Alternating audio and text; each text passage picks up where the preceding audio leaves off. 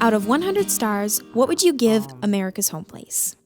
I don't want to give them 100, but I give them a 95. There was some little things, and we worked through it, and they fixed it. To score them, I would say that they... 99.5 because nobody's perfect. Well, I would say 99.9 because everything that, I mean... Out of 100 points, 97.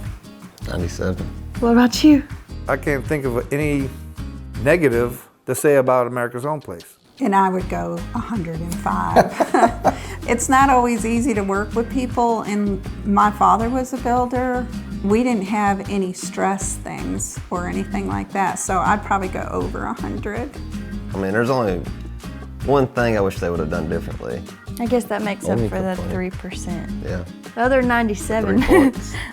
Watching how they put the house together, I mean, they never cut any corners or took any shortcuts. They took their time. It wasn't like they were rushing to do anything. And you could actually tell that they were proud of the work.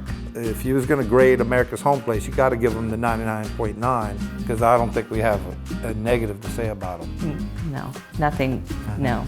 See why America's Home Place has over 3,500 Google reviews and an average of 4.8 out of 5 stars.